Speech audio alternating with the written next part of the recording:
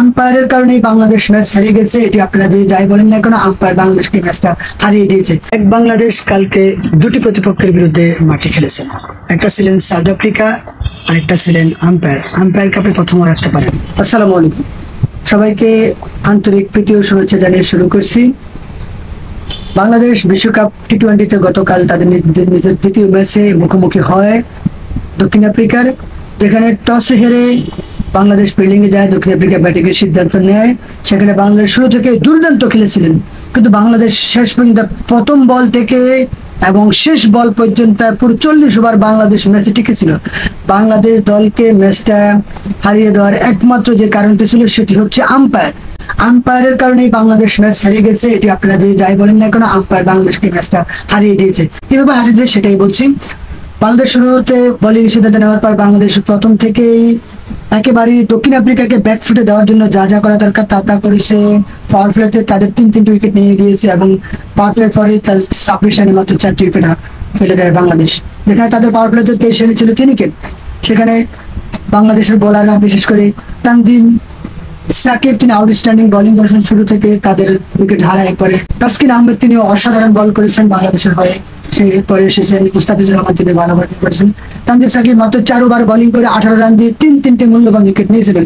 যদিও 6 নম্বর উইকেটে 5 নম্বর জুটিতে দুর্দান্ত খেলেছিলেন হেনরি ক্লাসেন এবং ডেভিড মিলার। হেনরি ক্লাসেন এবং ডেভিড মিলারের কল্যাণে দক্ষিণ আফ্রিকা লুইস ফিলিং ম্যাচে ফাইটিং এর স্কোর করতে পারে, যেখানে যে উইকেটটা ছিল এবং মিরপুরের উইকেটের আদলে উইকেটটা ছিল বাংলাদেশ এবং দক্ষিণ আফ্রিকার ম্যাচটি, যেখানে 120-30 রান ডিপেন্ড করা যায় ম্যাচ জেতার জন্য। সেখানে তারা মাত্র 113 রানে অল আউট হয়ে গেছে বাংলাদেশ বোলারদের তোপের মুখে। বাংলাদেশও শুরুটা খুব ভালো করেছিলেন বোলিংয়ে, এরপরে ব্যাটিংও বাংলাদেশ খুব ভালো শুরু করেছিলেন। এই উইকেটে হলেও খেয়েছে, কিন্তু বাংলাদেশ একটা পর্যায়ে 50 রানে 4 উইকেটে হারিয়ে কিছুটা ম্যাচ থেকে অনেকটা পিছনে পড়ে যান। কিন্তু শেষ দিকে এসে মাহমুদুল্লাহ রিয়াদ এবং তাওহিদ হৃদয় বাংলাদেশকে ম্যাচে ফেরানোর চেষ্টা করেছেন। তাদের 44 রানের একটা দুর্দান্ত জুটিও ছিল। সেখানে মাহমুদুল্লাহ রিয়াদকে আম্পায়ার আউট দিয়েছেন, তিনি রিভিউ নিয়ে বেঁচে গিয়েছেন। তারপর বাংলাদেশের একটা 4 নিশ্চিত 5টি রান আম্পায়ার কম দিয়েছেন। আম্পায়ার যে সিদ্ধান্ত ছিল মাহমুদুল্লাহ আউটের, সেটা আসলে বাংলাদেশের বিপক্ষে ছিল এবং বাংলাদেশ যেখানে 5টি রান কনসিডার করতে পারতো, সেখানে বাংলাদেশ 4টিও দেওয়া হয়নি, 5টি রান বাংলাদেশ পেত, সেটিও দেয়নি আম্পায়ার। সেটা বাংলাদেশের বিপক্ষে গিয়েছেন এবং শেষ দিকে তাওহিদ হৃদয়ের যে আউটটি দিয়েছিলেন সেটি আসলে কোনোভাবে মানার মতো আউট ছিল না, যেটা আসলে আম্পায়ার ডিসিশনের কারণে থার্ড আম্পায়ার দিতে বাধ্য হয়েছেন। কিন্তু এখানে প্রযুক্তির কিছু কারণ ছিল, এই প্রযুক্তির কাছে আমরা হেরে গিয়েছি। বাংলাদেশকে কোনো বড় ম্যাচে এখনো পর্যন্ত কোনো আম্পায়ার এবং কোনো কেউ বাংলাদেশের পক্ষে থাকে না।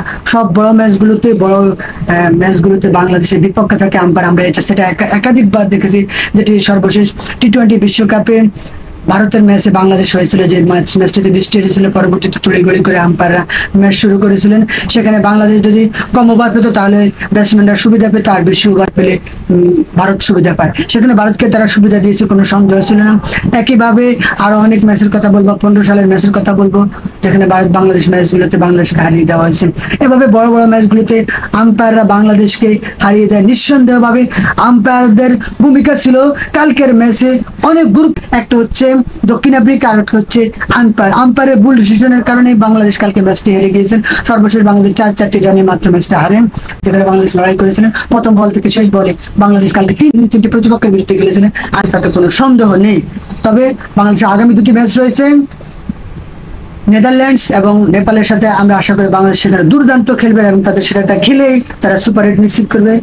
সেই শুভকামনা এবং সেই প্রত্যাশা ব্যক্ত রেখে আজকের মতো বিদায় নিচ্ছি। আল্লাহ হাফেজ, দেখা হবে পরবর্তী ভিডিওতে।